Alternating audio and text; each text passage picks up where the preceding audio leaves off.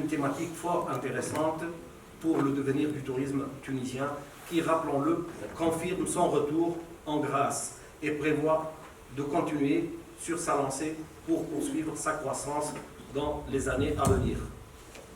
Mes vifs remerciements s'adressent aussi à toutes les personnes ici présentes qui ont voulu rehausser par leur présence distinguée l'éclat de cette journée. Mesdames et messieurs, honorables invités, le tourisme culturel représente de nos jours un marché en pleine expansion. L'image culturelle d'une destination est désormais une vraie motivation pour une frange très importante des touristes. À titre d'exemple, le nombre de musées dans le monde est passé de 22 000 en 1975 à 55 000 aujourd'hui, ce qui confirme la croissance spectaculaire du tourisme culturel au cours des dernières décennies. À titre d'exemple aussi, le seul musée français, le Louvre, qui reçoit chaque année plus de 10 millions de visiteurs, en est un exemple édifiant. Ce que la culture apporte aujourd'hui au tourisme est inestimable.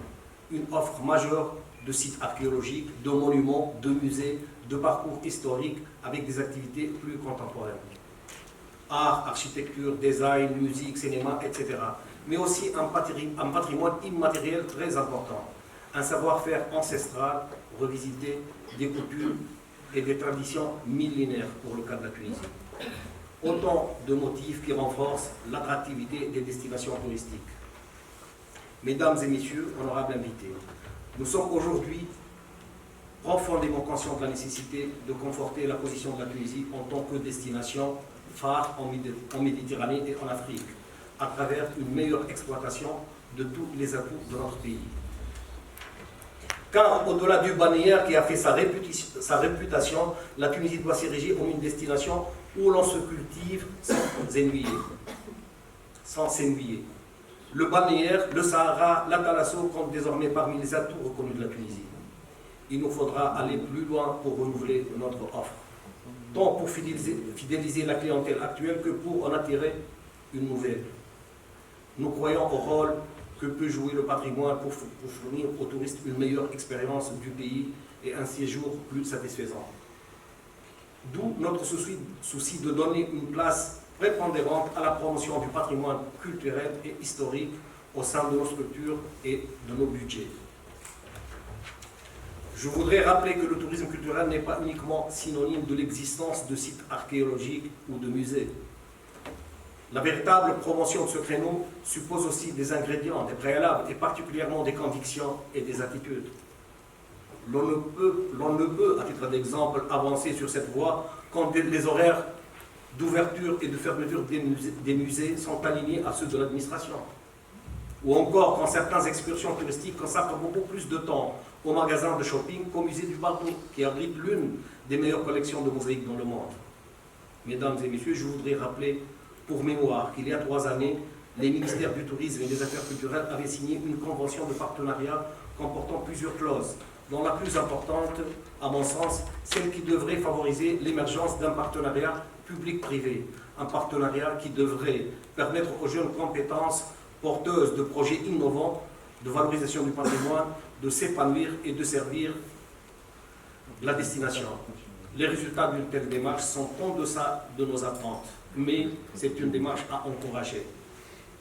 Je citerai aussi à ce propos une approche intitulée « Contrat destination », dont l'objectif était de faire valoir les potentialités culturelles des régions intérieures de la Tunisie, faisant l'objet d'un plan de coopération entre le ministère du Tourisme et l'Agence française de développement touristique Atout France.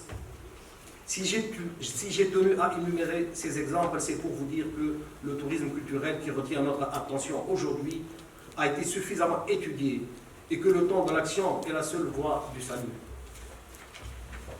C'est un défi qui nous interpelle tous.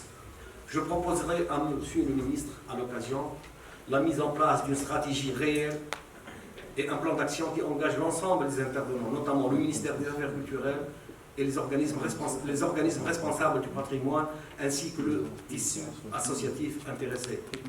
Nous comptons sur vous, Monsieur le ministre, de faire sauter les verrous d'ordre administratif et réglementaire contraignants. Et c'est votre spécialité. mais dans le cadre de la loi, bien sûr. Nous comptons sur vous aussi pour sensibiliser encore et davantage les bailleurs de fonds à investir dans la filière culturelle et à élaborer des référentiels de financement adaptés à l'activité. Aussi, il faut inviter les voyagistes à intégrer dans leur circuit, comme a dit M. le ministre tout à l'heure, les nouveaux sites et les monuments, à l'instar du site de Audrin. Aussi de poursuivre le soutien des événements culturels organisés dans les sites archéologiques, historiques, emblématiques, des projets de circuits valorisant notre patrimoine immatériel et toute initiative dans ce sens. Notre ambition est de libérer les initiatives, de professionnaliser la valorisation du patrimoine culturel et de permettre aux jeunes tunisiens d'emprunter une voie hautement porteuse. C'est une ambition que nous voulons partager ensemble avec toutes les parties prenantes, y compris nos partenaires étrangers, dont je salue l'intérêt et la disponibilité. Cette ambition qui nous anime tous, j'en suis persuadé, doit changer notre tourisme et le faire évoluer vers un tourisme durable, diversifié et à haute valeur ajoutée. Un tourisme que nous voulons en phase avec les nouvelles attentes du touriste de demain. Je vous remercie pour votre attention.